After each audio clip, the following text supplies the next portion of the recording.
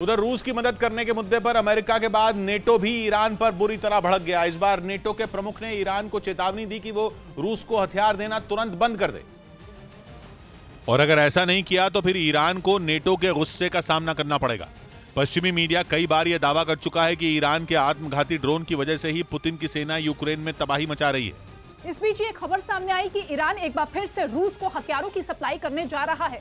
हथियार भी कोई ऐसे वैसे नहीं, बल्कि सीधे बैलिस्टिक मिसाइलें, यानी ड्रोन के बाद अब ईरान की मिसाइलें भी यूक्रेन में तबाही मचा सकती हैं। इस खबर के सामने आने के बाद नेटो ने एक बयान जारी किया। उस बयान में कहा गया कि ईरान रूस को ड्रोन और बैलिस्टिक मिसाइलें ऑफर कर रहा है, यह बर्दाश्त नहीं किया जाएगा। इस युद्ध में किसी भी देश को मॉस्को का समर्थन नहीं करना चाहिए।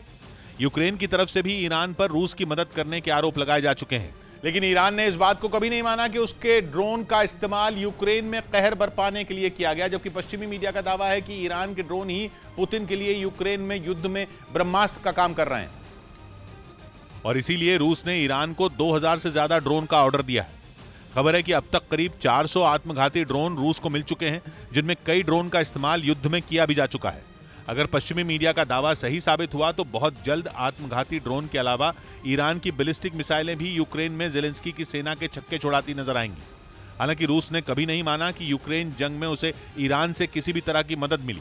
उधर यूएन ने रूस के यूक्रेन पर लगाए आरोपों की पोल खोलकर रख दी। यूएन की परमाणु एजेंसी IAEA ने दावा किया कि उसे यूक्रेन के पास डर्टी बम होने के कोई सबूत नहीं मिले, जबकि रूस बार बार यह दावा करने में लगा था कि यूक्रेन अपनी जमीन पर जानबूझकर डर्टी बम फोड़ने की प्लानिंग कर रहा है, ताकि उसका आरोप वो रूस पर मढ़ सके। डर्टी बम ऐसा बम होता है जिसमें आम बारूद में रेडियो एक्टिव पाउडर मिला दिया जाता है। इससे जैसे ही बारूद फटता है, जोरदार धमाका अपने चप्पे चप्पे में रेडियो एक्टिव पदार्थ फैला देता है। रूस के रक्षा मंत्री जगह जगह इसकी शिकायत कर रहे थे। उन्होंने भारत, अमेरिका, तुर्की और ब्रिटेन जैसे कई देशों को फोन किया था। इसके बाद यूक्रेन ने IAEA को उसके यहां आकर उसकी उन 3 साइटों का इंस्पेक्शन करने के लिए कहा था जिनका नाम रूस ने लिया था। इंस्पेक्शन के बाद IAEA ने बताया कि उसे उन 3 साइटों पर कोई भी संदिग्ध परमाणु गतिविधि होती नहीं मिली। उधर स्विट्जरलैंड ने यूक्रेन को झटका देते हुए उसके यहां अपने देश में बने हथियार भेजने पर रोक लगा दी। यूक्रेन को हथियार देने के लिए जर्मनी ने स्विट्जरलैंड को चिट्ठी लिखी थी और यह उम्मीद जताई थी कि यूक्रेन में छिड़ी खतरनाक जंग में ज़ेलेंस्की की मदद के लिए स्विट्जरलैंड आगे आएगा, लेकिन उसने जर्मनी की अपील को ठुकरा दिया। स्विट्जरलैंड ने साफ कहा कि वो जंग में किसी के भी पक्ष में खड़ा नहीं होना चाहता, और यही उसके देश की पॉलिसी है।